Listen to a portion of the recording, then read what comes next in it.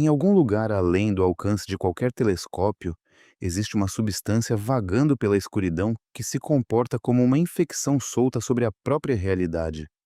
Encoste-a em algo tão comum quanto uma fruta sobre a bancada da cozinha, e em poucos minutos essa fruta terá engolido o chão, a fundação por baixo dele e, por fim, o planeta inteiro sob os seus pés. Ela cresce devorando tudo que toca, e quase nada no universo põe fim às coisas com tanta eficiência. Agora imagine um único fragmento dela parando dentro do seu próprio corpo. Hoje vamos atrás do objeto mais aterrorizante de toda a física. As balas invisíveis cruzando o nosso sistema solar neste exato momento, as armadilhas adormecidas se acumulando sob os nossos pés, e os cientistas que estão, de fato, tentando construir esse horror dentro de um laboratório. Para entender como uma fruta poderia acabar com um planeta, primeiro é preciso saber o quanto a matéria comum é vazia. Imagine o núcleo de um átomo como uma bolinha de gude no meio de um estádio de futebol, com os elétrons como torcedores sentados na fileira mais distante. Tudo o que existe entre a bolinha e a arquibancada é espaço vazio, mantido aberto apenas pelo movimento inquieto das partículas. A partícula estranha que pousa sobre a fruta age como um aspirador cósmico, ignorando as regras que mantêm esses elétrons a uma distância segura e puxando-os direto para dentro da bolinha, esmagando o estádio inteiro até o tamanho de um ponto. Os físicos chamam isso de conversão, e é a liberação de energia mais eficiente que a natureza já produziu. Uma bomba nuclear apenas divide átomos, desperdiçando a maior parte da energia em forma de resíduo radioativo. A matéria estranha funde cada próton e nêutron em um único bloco contínuo, liberando um incêndio que faz uma explosão nuclear parecer um palito de fósforo. A fruta, agora do tamanho de um grão de areia, começa a jorrar calor tão intenso que o ar ao redor se transforma instantaneamente em plasma, e tudo o que está por perto, o verniz da mesa, o próprio ar, sente esse estado de energia mais baixo e mais calmo, e corre para se juntar a ele, contribuindo com sua própria massa e sua própria energia armazenada para alimentar o incêndio.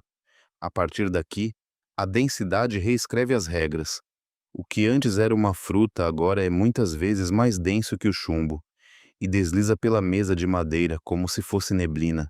Depois atravessa o concreto armado, como se as barras de aço fossem feitas de névoa, perfurando um poço incandescente rumo ao centro da Terra e ganhando velocidade o tempo todo. Seu crescimento segue uma lei brutal.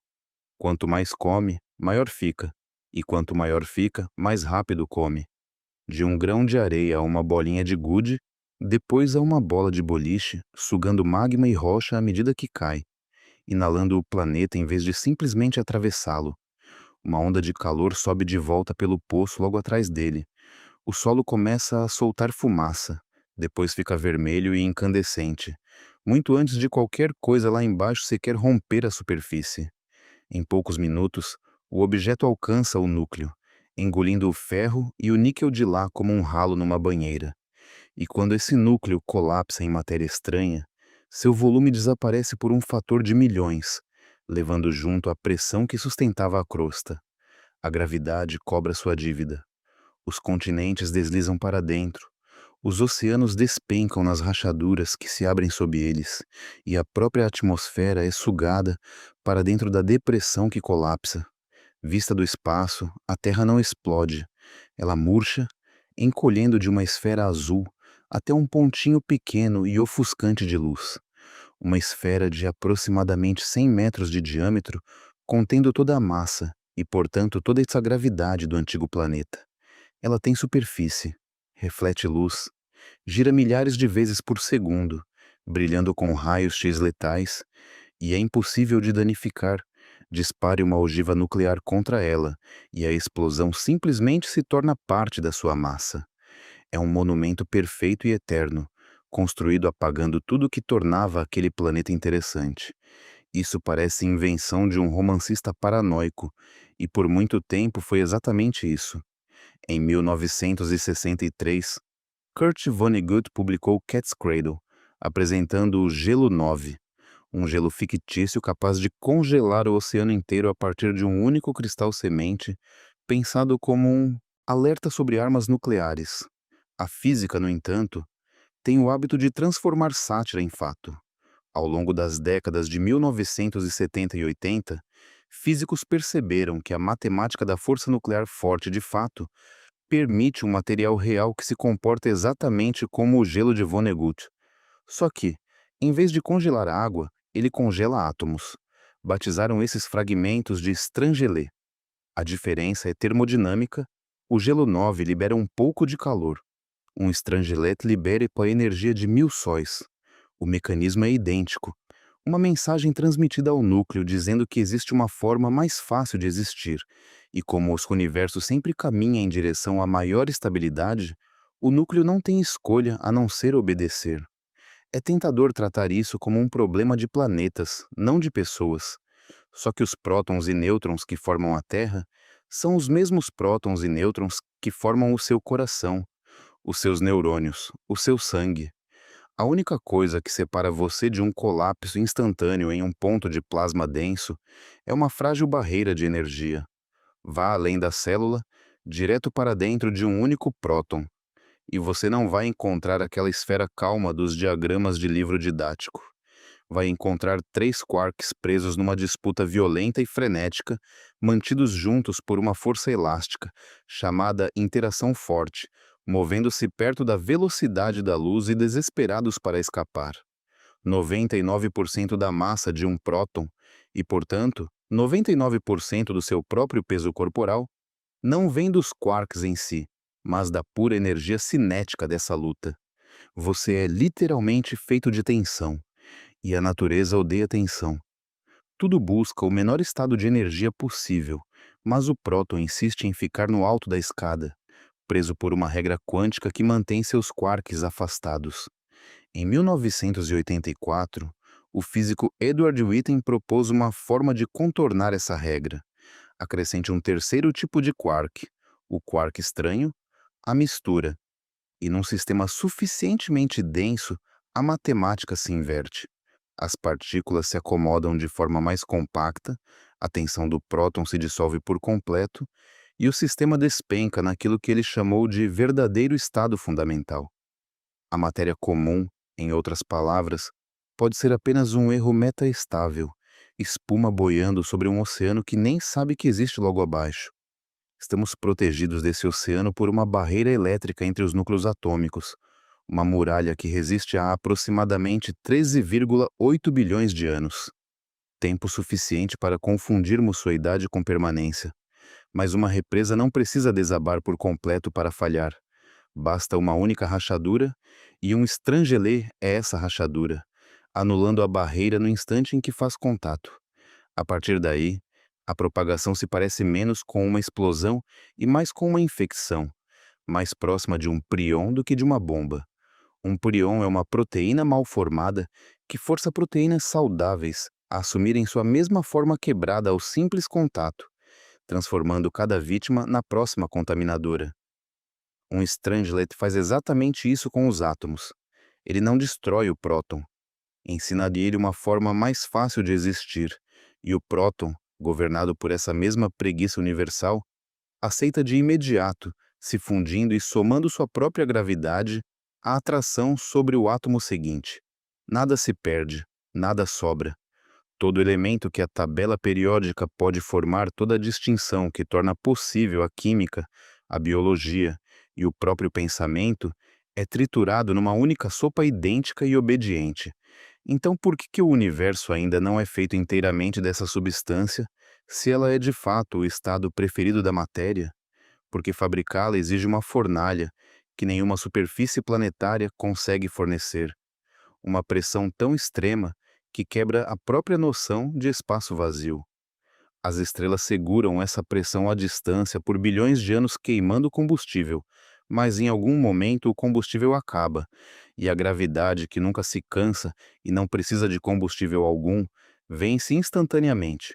Uma estrela massiva, ao morrer, expele suas camadas externas numa supernova e deixa para trás um núcleo tão denso que a gravidade empurra seus elétrons direto para dentro dos prótons, transformando tudo numa bola de nêutrons compactados ombro a ombro.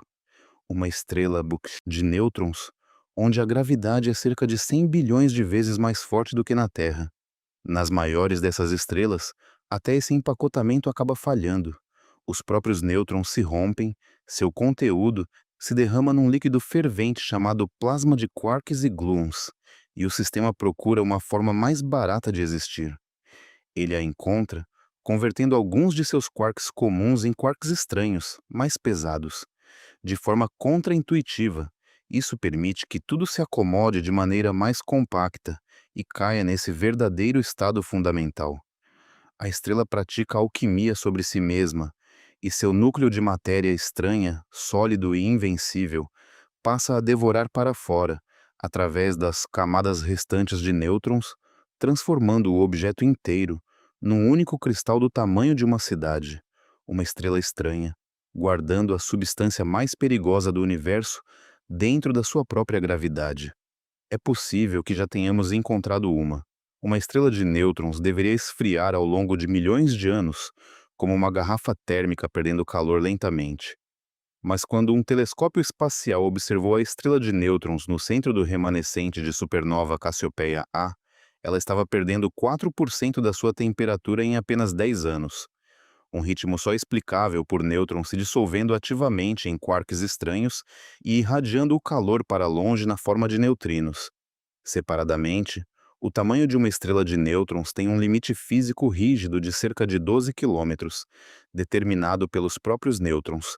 Mas a estrela RX J1856, a cerca de 400 anos-luz de distância, mede apenas de 6 a 8 quilômetros de diâmetro, um tamanho só possível se sua matéria tiver colapsado além dos nêutrons, direto para os quarks. As duas evidências apontam para a mesma conclusão. Estrelas estranhas são reais, e uma delas pode estar bem no nosso quintal galáctico. Elas permanecem contidas apenas porque a gravidade prende tudo ao seu redor à superfície, e porque a teoria sugere que carregam uma fina crosta de ferro e carbono comuns, flutuando sobre o oceano de quarks como óleo sobre água, um disfarce que mantém o perigo trancado, desde que a estrela permaneça isolada. Mas as estrelas nem sempre estão isoladas. Estrelas de nêutrons em pares espiralam uma em direção à outra ao longo de bilhões de anos. E quando finalmente colidem num evento chamado quilonova, suas crostas se estilhaçam e seus núcleos de matéria estranha se chocam, espalhando trilhões de toneladas de matéria de quarks pelo espaço a quase um terço da velocidade da luz. Já detectamos uma dessas colisões. No dia 17 de agosto de 2017, detectores de ondas gravitacionais captaram exatamente esse tipo de fusão, e astrônomos comemoraram como confirmação de que essas colisões forjam os elementos pesados do universo, o ouro e a platina espalhados pela galáxia. Mas se uma quilonova espalha ouro, ela espalha estrangelês junto, transformando o que parecia uma bela mina cósmica em algo mais parecido com uma bomba suja, semeando novos sistemas solares, tanto com o metal precioso quanto com o agente adormecido da sua própria destruição. Uma vez resfriados e solidificados, esses fragmentos nunca mais voltam a ser matéria comum. Eles vagam pela galáxia desde que ela existe, cerca de 13,6 bilhões de anos, frios, escuros e completamente invisíveis a qualquer instrumento que já construímos. Pequenos demais para bloquear a luz de uma estrela, frios demais para os telescópios infravermelhos notarem, sem emitir absolutamente nada. Enquanto isso, o nosso próprio sistema solar não fica parado. O Sol nos arrasta pela galáxia a 220 quilômetros por segundo, e a Terra passa cada segundo varrendo um espaço que nunca ocupou antes, como um para-brisa numa rodovia que, mais cedo ou mais tarde, vai acabar batendo num inseto. E nós estamos dirigindo há 4,5 bilhões de anos. Se já fomos atingidos, o motivo de ainda estarmos aqui tem a ver com velocidade. Nossa atmosfera não oferece proteção nenhuma contra algo tão denso. Um estrangelê a atravessa como uma agulha de atravessa fumaça. Mas é essa mesma velocidade que nos salva na travessia pelo planeta. Capturar um núcleo e convertê-lo exige tempo, e um estrangelê em alta velocidade passa apenas uma fração ínfima de segundo perto de cada átomo, cruzando a crosta, o manto e o núcleo, saindo do outro lado em menos de 20 minutos, como uma mão que passa rápido demais por uma chama de vela para se queimar. A maioria dos estrangulês que já nos atingiram provavelmente atravessou direto e voltou para o espaço, sem deixar rastro além de um fio de rocha fundida fino demais para jamais ser encontrado. Mas nem todos estariam se movendo rápido o suficiente.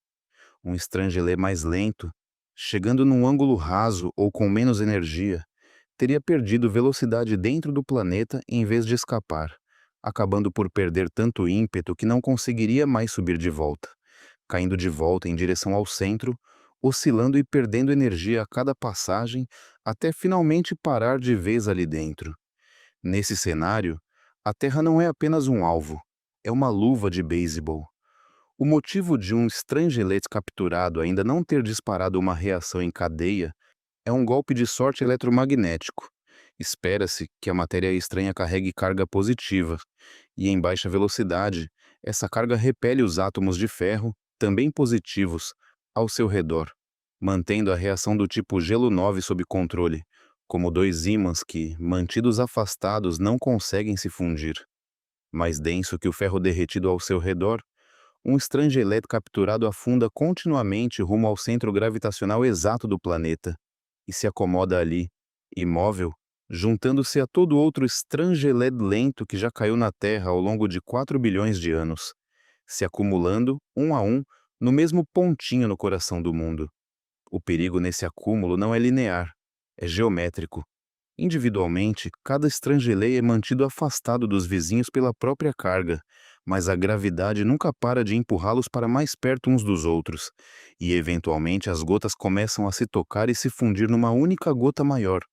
E uma gota maior é uma gota mais agressiva, sua gravidade crescente começando aí a superar a barreira elétrica que antes mantinha o ferro ao redor afastado. Nesse ponto, a reação que ficou pausada por bilhões de anos pode retomar sozinha, ou pode ser disparada. Um grande impacto de asteroide é o suficiente para fazer o planeta vibrar como um sino, enviando uma onda de choque direto ao núcleo capaz de forçar uma fusão que o acúmulo sozinho ainda não tinha conseguido completar. Nessa versão dos acontecimentos, o fim do mundo não viria do céu. Ele surgiria de baixo, minutos depois de um impacto que, na superfície, parecia sobrevivível. Isso não é pura especulação. No fim da década de 1990, geofísicos, entre eles Eugene Herring e Vigdor Teplitz, foram atrás da assinatura sísmica que um objeto assim deixaria. Não o padrão circular de um terremoto comum, mas uma linha reta de ondas de choque cortando o planeta como um estrondo sônico atravessando rocha. Vasculhando o arquivo sísmico global, encontraram sinais que não se encaixavam em nenhuma causa tectônica ou explosiva conhecida.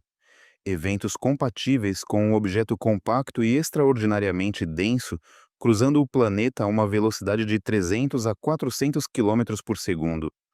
Um deles, registrado em 22 de outubro de 1993, parece ter atravessado o núcleo de ponta a ponta e saído do outro lado.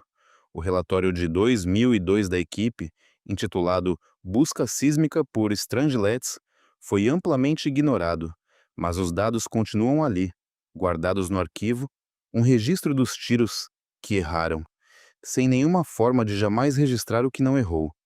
Insatisfeitos em apenas esperar para ser atingidos, passamos a construir máquinas para tentar fabricar matéria estranha a nós mesmos.